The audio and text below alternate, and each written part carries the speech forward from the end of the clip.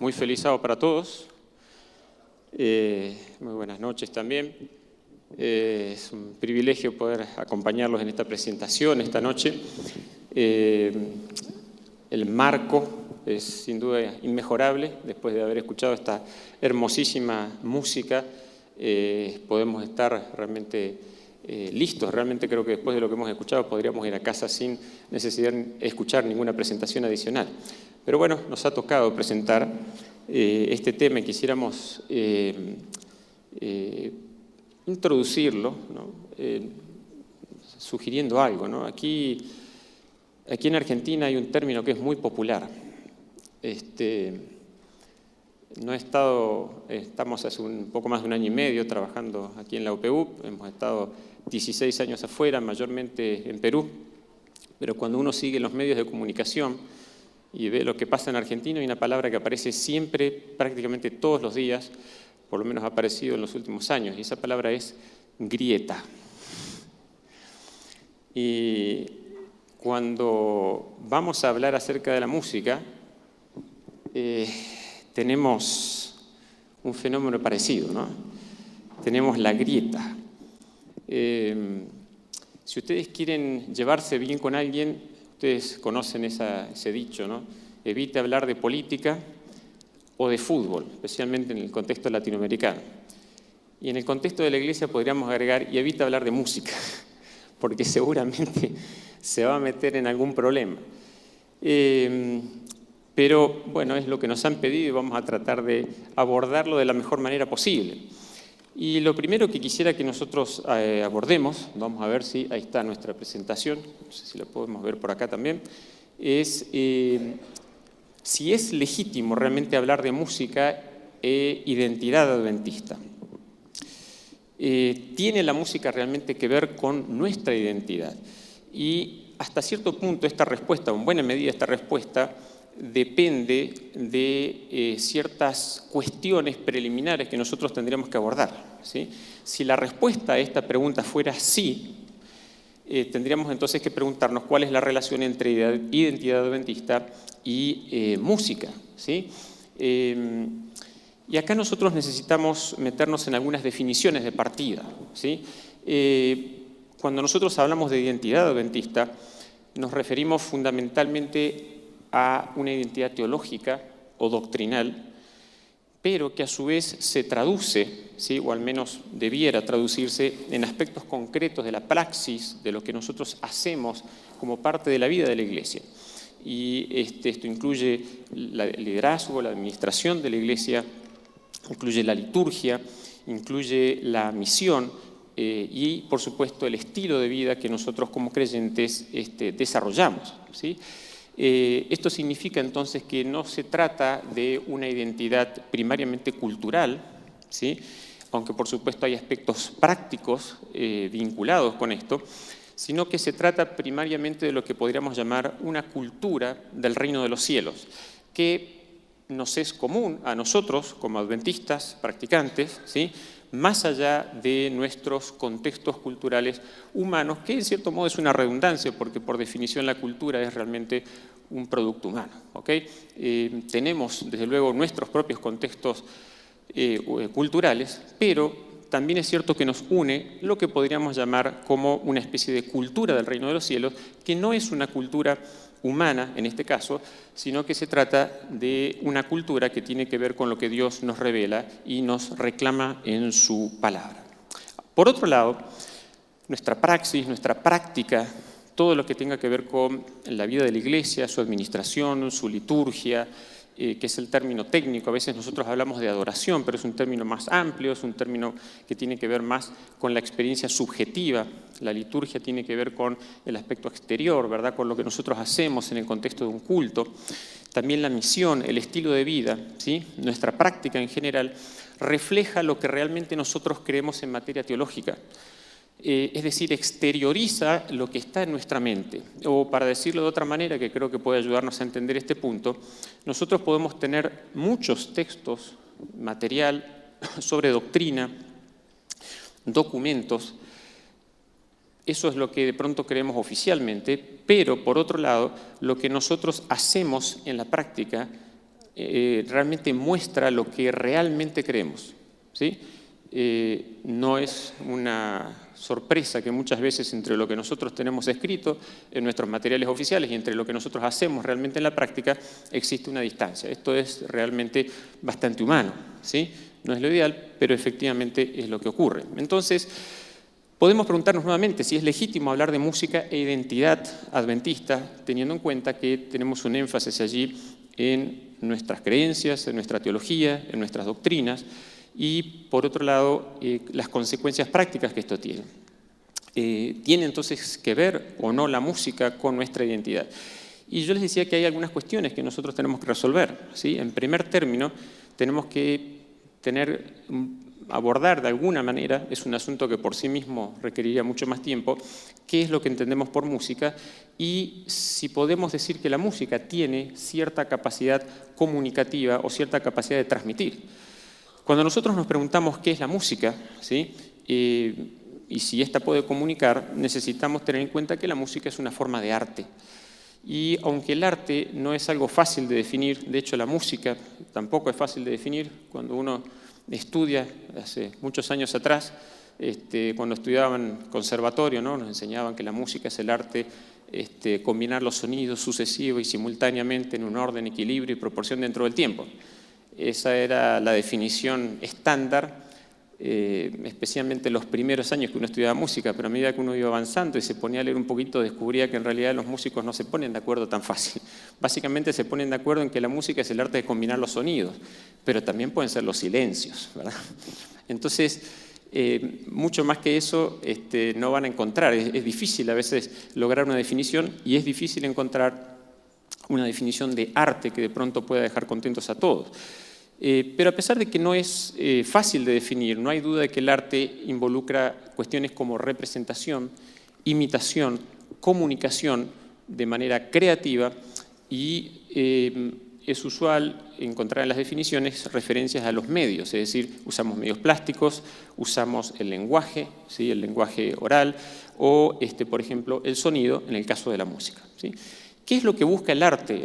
El arte busca evocar emociones, sentimientos, de alguna manera interpretar la realidad, reaccionar a esa realidad, generando lo que podríamos llamar una experiencia estética que tiene que ver, por supuesto, con lo que es bello y con lo que es feo. Y acá nuevamente surge otra cuestión, ¿sí? No siempre lo que es bello y lo que es feo es motivo de acuerdo. Ahí también resulta ser que muchas veces la gente que teoriza sobre esto tiene sus dificultades para encontrar acuerdo. Pero yo creo que nosotros podríamos decir desde una óptica más bíblica que lo que es bello y lo que es feo está extensamente determinado por el impacto que las cosas que nosotros evaluamos como bellas o feas producen sobre el carácter de las personas. O, como dice un autor, nosotros como cristianos no podemos separar lo estético de lo ético, ¿sí?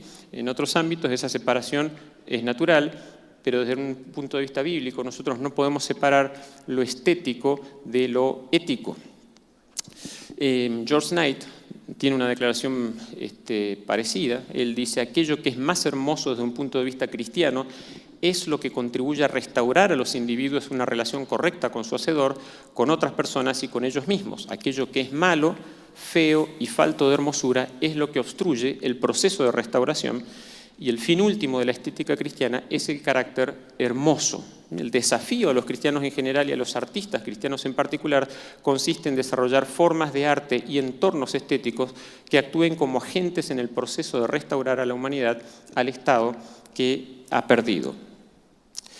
¿Produce entonces la música algún impacto en el carácter? Es decir, si la música es arte, ¿sí? ¿Produce algún impacto en el carácter? Si la música es arte, produce una experiencia estética que puede ser valorada en términos de su impacto en el carácter de las personas. Es decir, puede ser un impacto positivo, puede ser bueno, o puede ser negativo, puede ser malo. Este impacto se vincula ¿a qué cosa específicamente? A cierta capacidad comunicativa que tiene el arte y particularmente, en nuestro caso, la música. Cuando nosotros escuchamos música, evocamos, ¿sí?, determinadas cuestiones y eso es lo que queremos abordar brevemente. ¿Qué podemos decir con respecto a esa capacidad comunicativa de la música? Y hay quienes, quizá un pequeño paréntesis aquí, cuestionan esta capacidad comunicativa, al menos hasta cierto punto, ¿sí? En la práctica, quienes hacen música con propósitos, no como un fin en sí mismo, sino con la música como una cuestión funcional, en general entienden la música en buena medida como un arte que comunica cosas, ¿sí? O que contribuye a la comunicación. Es lo que ocurre, por ejemplo, con la música que se utiliza en publicidades. Pero hay quienes han cuestionado, mucha gente. Y esto ha ocurrido no solamente en el contexto filosófico, sino también particularmente en el contexto del cristianismo y en el contexto religioso. Hay un famoso libro, varios, pero uno de ellos de Rick Warren, ya hace más de 3 décadas, o casi 3 décadas, donde él dice: las iglesias necesitan admitir que no hay un estilo de música en particular que sea sagrado. La música no es más que un arreglo de notas y ritmos. Son las palabras las que hacen que una canción sea espiritual. No existe tal cosa como música cristiana, solo existen las letras cristianas, dice él. Si toco una melodía sin palabras, no se sabe si es cristiana o no. Ahora, esta noción, que es incluso anterior a lo que él está diciendo y que también nosotros podemos encontrar este concepto, por supuesto, en nuestro contexto, ¿sí? Tiene como contrapartida el hecho de que en el mismo libro, por ejemplo, Rick Warren dice que el estilo de música que uno elija para usar en sus reuniones, está hablando de reuniones eclesiásticas, reuniones de iglesia, cultos, será una de las decisiones más importantes y críticas que pueda tomar en la vida de la iglesia. ¿Por qué él está diciendo esto? Porque él entiende que en última instancia la música realmente sí comunica y él quiere que comunique algo específicamente. Entonces, por un lado, lo que él está sugiriendo en la primera declaración es que nosotros tenemos la libertad para elegir cualquier tipo de música, pero debemos elegir la música que atraiga a las personas que a nosotros nos interesan. Por lo tanto, yo veo una especie de tensión acá, ¿no? Si la música no es más que un arreglo de notas y ritmos, como él dice, esta no sería tan relevante en la vida de la iglesia, pero él claramente entiende que sí lo es. Y por lo tanto, la importancia que esta declaración le asigna a la música sugiere que en realidad la música tiene una cierta capacidad comunicativa o evocativa. ¿Qué elementos nosotros podemos utilizar o qué características que tiene la música nos pueden ayudar a nosotros a entender un poquitito su capacidad comunicativa? Primero, podemos decir que la música es frecuentemente portadora de letra. Y por supuesto la letra en sí misma comunica, ¿sí? La letra comunica un mensaje, utiliza palabras, proposiciones, y por supuesto nosotros la utilizamos en el contexto litúrgico, ¿sí? Comunica un mensaje teológico, las letras que utilizamos en los himnos, las letras de las partes musicales, etcétera, ¿sí? Y este mensaje que tiene la letra comunica una identidad teológica, de un modo u otro lo hace. ¿Qué pasa cuando nosotros hablamos de la música en sí misma? Es decir, la música separada de la letra, ¿sí? Considerando la música en sí misma o considerando simplemente música que no está acompañada de letra. Hay varias líneas de evidencia en cuanto a la capacidad comunicativa o evocativa de la música misma. En primer lugar, en general, los estudiosos reconocen que la música ha estado históricamente ligada al lenguaje oral.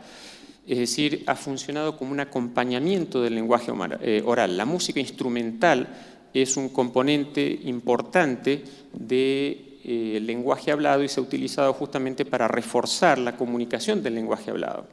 De hecho, bueno, allí pusimos un autor, pero hay otros que sugieren que en realidad la separación de la música digamos así, con letra de la música sola, la música instrumental, ¿sí? El surgimiento de la música instrumental es un fenómeno relativamente reciente en la historia humana, ¿sí? En general, si uno va hacia el pasado, hacia algunos cientos de años para atrás, lo que descubre es que en general la música era usualmente música no instrumental solamente, sino música acompañada de determinada letra. Esto sugiere entonces que la música se ha desarrollado extensamente como una forma de acompañamiento no verbal que contribuye a la comunicación oral del lenguaje. La música, por lo tanto, no es lo mismo que el lenguaje oral, pero de alguna manera funciona como un lenguaje no verbal, por así decirlo. Si hay algún autor, Corbett, por ejemplo, que él dice que la música es comunicación, la música con texto comunica un mensaje verbal. Sin embargo, la mayor parte del significado es comunicado de manera no verbal, es decir, la expresión a través de la melodía, el ritmo, la estructura de la forma musical y la manera de ejecutar comunica, dice él, nuestras más profundas creencias y valores. Adorno, por ejemplo, es un filósofo y también un músico. Él reconocía que hay una diferencia entre el lenguaje verbal y la música, pero él también dice que como el lenguaje, la música se presenta como una sucesión en el tiempo de sonidos articulados que son más que simples sonidos. Estos sonidos, dice él, dicen alguna cosa, frecuentemente alguna cosa humana, y lo dicen con tanto más vigor cuanto más elaborada sea la música. También es cierto que hay un indicador de la capacidad comunicativa de la música es precisamente su popularidad. Un autor, un músico, Anthony Storr, él es interesante, escribió un libro hace un poco más de 30 años y él decía ahí, hoy en día más gente escucha música que nunca antes en la historia del mundo.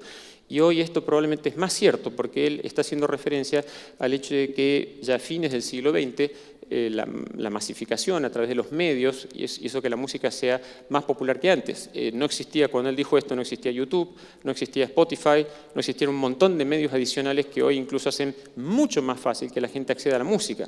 Pero ya en ese momento él consideraba, dice, hoy en día más gente escucha música que nunca antes en la historia. Y contrariamente a lo que se pensaba, que esta popularización de la música grabada haría que la gente no venga a escuchar música en vivo, lo cierto es que las salas de conciertos siguen llenas en todos lados, ¿no? Por supuesto, la música no es capaz de comunicar cualquier cosa, ¿sí? Es un lenguaje bastante especializado, por decirlo de alguna manera, y es particularmente eficaz en la comunicación de emociones. Un autor dice que la música es un lenguaje,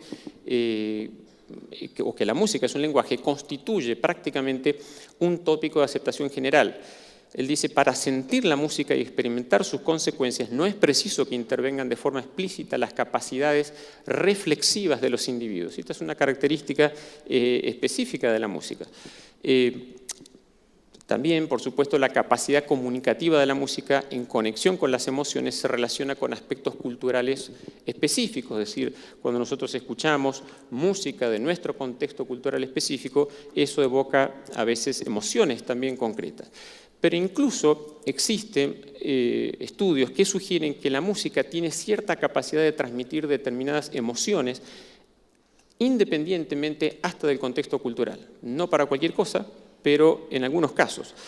Un estudioso que por décadas estuvo trabajando este tema, un músico y a su vez un especialista en neurociencias, Manfred Clynes, él descubrió lo que él llama ciertas estructuras que tiene la música, que le llama estados céntricos, y él estudió extensamente esto en diferentes contextos culturales, y él descubre que a determinados patrones culturales la música, cierto tipo de música, puede evocar determinados estados afectivos, y él hizo una lista bien específica: ira, odio, congoja, amor, deseo sexual, gozo y reverencia, menciona él.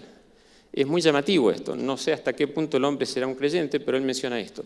Y un estudio muy reciente de la Universidad de Harvard, que está publicado, está disponible online, es un poquito técnico, pero cuando uno lee la síntesis es muy interesante. Es un estudio que abarcó 60 sociedades humanas, 315 culturas, llega a la conclusión de que la música que se diseña para determinadas funciones sociales específicas puede ser hasta cierto punto entendida cuando se la saca de su contexto cultural, y la gente puede todavía ser capaz de asociar ese tipo de música con determinadas funciones.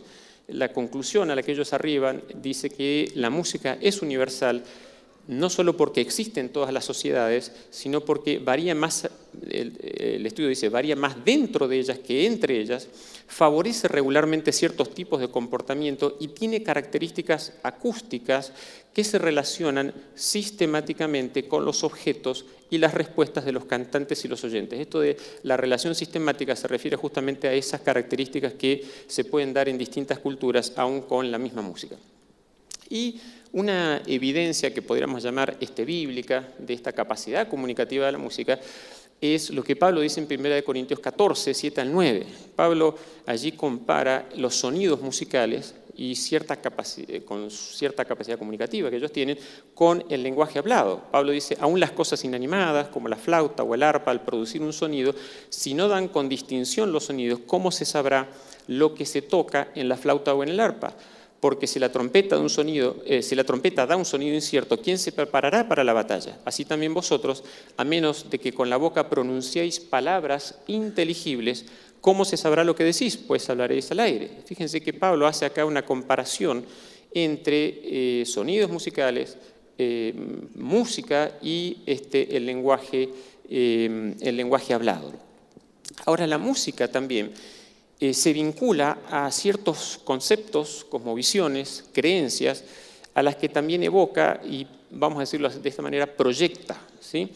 Y acá nosotros podríamos hacer un desarrollo más largo, pero si nosotros vamos a la historia de la música, y me estoy refiriendo específicamente a la conexión de la música con determinadas cosmovisiones teológicas, doctrinales, si nosotros vamos, por ejemplo, al canto gregoriano, el canto gregoriano responde a una cierta concepción específica de Dios que era popular en la teología medieval, ¿sí? Para alguno que haya escuchado, y si no podemos entrar a YouTube y ahí poner canto gregoriano y vamos a encontrar un montón de ejemplos. El canto gregoriano tiene un sonido, bueno, está cantado en latín, que ya nadie entendía en la Edad Media, tiene un sonido abovedado, ¿verdad? Usualmente se canta en iglesias grandes, con un sonido en lugares donde puede haber mucha reverberación, y está diseñada y pensada para reflejar una concepción de Dios como muy lejano, más allá del espacio y del tiempo, y responde a la teología católica de un Dios que es lejano y que requiere, por ejemplo, muchos mediadores para poder llegar a Él. Cuando nosotros vamos al Renacimiento, ¿sí?, los reformadores protestantes no se metieron demasiado con la concepción tradicional de Dios, pero de alguna manera su teología fue modificando y fue permitiéndole al creyente común acceder más directamente a Dios, hablar directamente con Dios, obtener perdón directamente de Dios sin tanta mediación. Y eso va preparando el camino para una concepción de Dios que puede ser más cercana. Y disculpen, yo salté alguna cosita allí con respecto al Renacimiento. Cuando nosotros vamos a la música contemporánea, y acá nosotros podríamos mencionar, por ejemplo, el fenómeno de la iglesia emergente, la concepción de Dios es virtualmente la opuesta que nosotros encontraríamos en la Edad Media. Si en la Edad Media Dios es completamente ajeno, ¿verdad?, más allá del espacio y del tiempo, la concepción en la iglesia emergente, y hay diferentes vertientes, pero digamos en última instancia la más radical, es que Dios no se distingue esencialmente de sus criaturas, ¿sí? Dios es básicamente como uno de nosotros, ¿sí? Es una concepción que podríamos llamar inmanentista, es decir, Dios es completamente inmanente y por lo tanto la música está altamente determinada por la cultura, ¿sí? Ese es un poco el resultado que nosotros podemos encontrar. Si nosotros vamos a los cambios que se producen en el Concilio Vaticano II, por ejemplo, con respecto a la música, vamos a ver que esos cambios responden también a cambios de índole teológica y están muy intencionalmente relacionados esos cambios justamente con las transformaciones teológicas que están detrás del Concilio Vaticano II. ¿Qué pasa en el contexto adventista? Cuando nosotros vamos a los pioneros estaban en un proceso de descubrimiento de las verdades bíblicas. Por lo tanto, digamos así, hacer mucha elaboración en cuanto a la teología de la música, la filosofía de la música, no era tal vez su prioridad número uno, pero sí existió un interés desde muy temprano en tratar de proveer música para la liturgia en el contexto de la iglesia. De hecho, James White, el esposo de Elena de White, Jaime White, él edita varios himnarios. Y es interesante que en la selección que él hace y en los nombres, esto podría ser un tema aparte, ¿no? Hay James Nix, por ejemplo, fue director del Centro White y tiene temas muy interesantes sobre esto. Es interesante que en la edición, ¿sí?, y en la elección de títulos, uno puede percibir bien claramente la preocupación de Jaime White por la identidad teológica. Fíjense los títulos de los himnarios, están traducidos, por supuesto, dice Himnos del primero, en 1849, muy tempranamente en nuestra historia, himnos para el peculiar pueblo de Dios que guarda los mandamientos de Dios y la fe de Jesús. Si hoy le lleváramos este título a ACES para pedirle que se lo ponga un himnario, probablemente nos dirían que es un poquito largo, excesivamente descriptivo, ¿verdad? Pero como este título era un poco largo, Jaime Huay no estuvo conforme y decidió crear otro título todavía más largo. Himnos para los creyentes en el segundo advenimiento que observan el sábado del Señor, 1852. Miren esto, ¿no? Está claro que, bien o mal, la preocupación existía. El siguiente himnario, 1855, se vuelve a reeditar en el 61, se llama Himnos para aquellos que guardan los mandamientos de Dios y la fe de Jesús. Si hay algo que Jaime Huay no tenía, era vergüenza con respecto a su identidad teológica, ¿no? Le estaba muy claro eso, ¿no? Qué es lo que se supone que tenían que creer y sostener y cómo de alguna manera esa música tenía que contribuir a esa identidad teológica. Ahora, y acá es donde a veces las cosas se ponen medio espinosas, ¿no? En la actualidad, nosotros como iglesia a veces parece que tenemos algunas dificultades para conectar nuestra teología con la música en el contexto litúrgico. A veces yo diría que hay una especie de divorcio prácticamente entre lo que pueden decir nuestros documentos de la iglesia con relación a la música y lo que efectivamente nosotros hacemos en la práctica, ¿sí? Y permítanme ponerles solamente 1 o 2 ejemplos, no son muy sofisticados. El primero es, si ustedes van, no sé cuántos de ustedes han chequeado esto en el manual de iglesia, yo hace años que veo, cada vez que sale el manual de iglesia, ¿no? Voy y me fijo qué dice el manual sobre la música. De alguna manera, llevamos décadas con declaraciones que han sobrevivido a toda clase de embates, ¿no? Y ahí está, el manual de iglesia dice que la música secular o aquella que sea de naturaleza dudosa o cuestionable nunca debería introducirse en nuestros cultos. Y un poquito más adelante dice, debe ejercerse gran cuidado en la elección de la música en nuestro hogar, en las reuniones sociales, en las escuelas y en las iglesias. Cualquier melodía que participe de la naturaleza del jazz, del rock o de otras formas híbridas semejantes serán rehuidas. La verdad es que no es un secreto que la música rock, el pop y otros estilos asociados o influidos por ellos fueron creados con el propósito de promover rebeldía contra todo lo establecido. Estamos en contra de los líderes, de los padres, de los políticos, de los maestros. Estamos en contra, ¿sí? Es música de alguna manera creada a veces para transmitir hedonismo o en definitiva una cosmovisión y un estilo de vida que está muy alejado de nuestra teología. Sin embargo, bastante de esa música a veces ha encontrado cabida en nuestra liturgia o en nuestros métodos de evangelización o en nuestras producciones musicales. Si nosotros vamos al documento de la Iglesia en Sudamérica del año 2005, es un muy buen documento. El documento considera que se debe, y lo citamos textualmente, debe armonizar la letra con la melodía sin mezclar lo sagrado con lo profano. Además de afirmar que la selección de la música en la Iglesia no hay que guiarse, dice el documento, solo por el gusto y la experiencia personal. Los hábitos y la cultura no son guías suficientes en la elección de la música. No es difícil ver que este no ha sido siempre el caso, ¿no? No es el lugar para ejemplificarlo, pero a veces conversando con los alumnos uno tiene el tiempo y la libertad para hacerlo. ¿Cuáles son las razones para esto? Se me ocurren por lo menos 3, yo creo que hay 2 o una especialmente que es crucial. La primera es el impacto del estilo de vida secular en general, es decir, así como otras denominaciones cristianas se han visto afectadas por la secularización, nosotros no estamos exentos de eso, nos hemos visto afectados, estamos constantemente en relación con medios de comunicación que nos bombardean de pronto con mensajes que no son los más adecuados.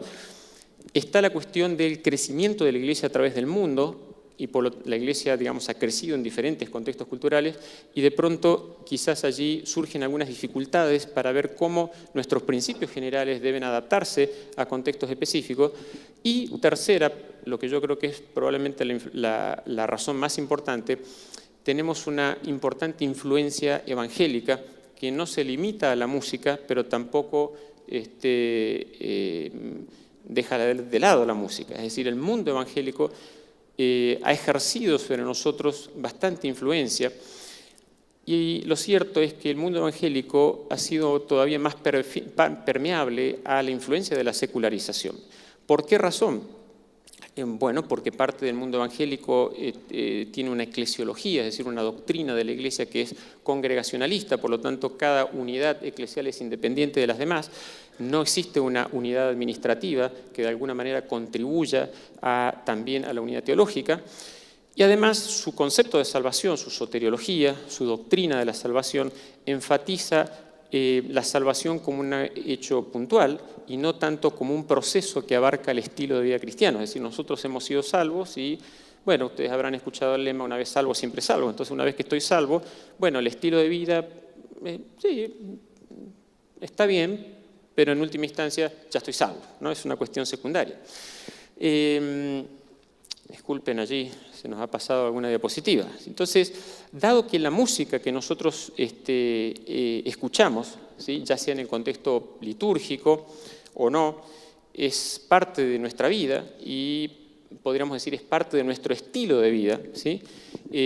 Si nosotros entendemos que la salvación en última instancia es un hecho puntual y no afecta nuestro estilo de vida, entonces nuestra salvación tiene muy poca relación con el tipo de música que nosotros elegimos. Podríamos elegir cualquier música y todo estaría bien, ¿sí? No es una cuestión esencial desde el punto de vista de la salvación y queda relegada a una cuestión estrictamente cultural, ¿sí?, desconectado, bastante desconectado de lo teológico, lo doctrinal o lo ético. Por lo tanto, yo creo que nosotros necesitamos repensar esto y volver a conectar nuestra teología con la música que nosotros elegimos, particularmente en el contexto litúrgico, pero ¿por qué no también en el contexto personal? ¿Sí? Ese sería el ideal. Esto implica conectar nuestra selección de la música con las verdades bíblicas que nosotros presentamos, ¿no?, de manera bastante particular, exclusiva, ¿no?, nuestras verdades distintivas, aunque tenemos todo un sistema realmente distintivo.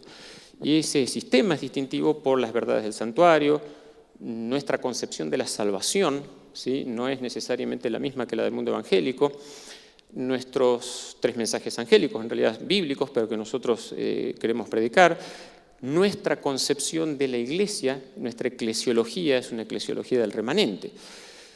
Nuestra doctrina del santuario, nuestra doctrina del juicio, nos enseña que nosotros somos habitantes de este mundo, pero en realidad no. Estamos más bien de paso. Somos habitantes del reino de los cielos, somos habitantes del santuario celestial. No sé si ustedes notaron que Apocalipsis 21:3 describe a la Nueva Jerusalén como un tabernáculo que desciende, ¿no? Allí nosotros viviremos. Cristo en este momento nos representa a nosotros, pero nosotros vamos a estar materialmente en el cielo y en la tierra nueva, ya viviendo y adorando allí, en la forma en que describe Apocalipsis 22:3, ¿sí?, frente al trono de Dios y del Cordero. Allí serviremos. ¿Qué hacemos mientras tanto? Mientras tanto, como miembros del sacerdocio del creyente, y es bueno recordar, según lo que nos dice 1 de Pedro 3, que este sacerdocio es un sacerdocio misionero, ¿sí? Lo que nosotros hacemos es predicar, acercar a las personas a Cristo, es un sacerdocio misionero. ¿Qué debemos hacer? ¿Sí? Ejercer ese sacerdocio, predicando los 3 mensajes angélicos, acercando a otros al sumo sacerdote Cristo Jesús en el cielo, viviendo vidas en armonía con las normas bíblicas, las normas pactuales. Recuerden que el remanente es descrito como aquel que guarda los mandamientos, ¿sí? El estilo de vida del remanente está descrito allí en Apocalipsis 12, en Apocalipsis 14. Y todo esto, por supuesto, nuestra teología, es lo que nos debe unir, no solamente o meramente sentimientos. Es bueno que nosotros tengamos sentimientos comunes, pero mucho más importante es que nosotros tengamos una teología común.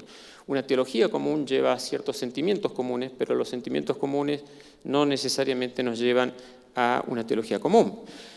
Y entonces podemos nosotros, quisiera, si ustedes me permiten, concluir en esta noche con algunas sugerencias en cuanto a lo que yo creo que es música identificada con nuestra teología. ¿Cómo debe ser la música identificada con nuestra teología? Nuestra liturgia en general debe estar enfocada en la palabra de Dios, primero que nada. La presencia divina desde un punto de vista bíblico, desde un punto de vista teológico, bíblico y adventista, la presencia divina se manifiesta en la presentación de la palabra. Y la música tiene que constituir un apoyo, ¿sí?, y un medio de promover la presentación de la palabra. La música por sí misma no es un medio por el cual nosotros nos relacionamos con Dios. A veces nosotros escuchamos personas que dicen, yo escucho tal música y siento que me eleva. Bueno, hay gente que también consume cosas y se siente elevada, ¿no? O sea, es un poco subjetivo el criterio, disculpen por decirlo de esta manera, ¿no? La música per se o lo que nosotros sentimos no es necesariamente un buen criterio para determinar cuál es la música que debemos seleccionar o no. Ni la música ni los músicos o sus instrumentos pueden opacar o ocupar un lugar más central que el púlpito, que es el indicador arquitectónico de la centralidad de la palabra. Pero a veces uno va a determinadas iglesias y encuentra que no hay púlpito y hay un montón de instrumentos, ¿no? Y los instrumentos ocupan el lugar de ese púlpito y a veces el predicador pasa y no puede usar la Biblia porque no tiene dónde apoyarla. Entonces la tiene en su mano y en la otra un micrófono. A veces directamente deja la Biblia y ya está, ¿no? Porque falta ese indicador arquitectónico de la centralidad de la palabra. La exposición de la palabra es el factor central de la actividad litúrgica, no la música. Y ojo, no estoy en contra de la música, yo estudié música y en mi familia todo el mundo le gusta la música, así que me metería en problemas si dijera eso. Solamente que nosotros tenemos que tener en cuenta cuál es el rol que tiene que tener la música en el contexto de nuestra liturgia. Por supuesto, nosotros podemos desarrollar sermones cantados, y esto debe incluir canciones con letras que sean teológicamente sólidas, apropiadas, adecuadas para el contexto, ¿verdad? Esto implica, en cierta medida, que la preeminencia de la música debe dársele a la música vocal. No estamos diciendo que no podemos usar música instrumental, por supuesto que podemos hacerlo, ¿sí? Pero hay una cierta preeminencia de la música vocal por sobre la música instrumental. Disculpen, allí se nos ha pasado algunas diapositivas, ¿sí? ¿Hay un lugar para la música instrumental? Por supuesto que sí.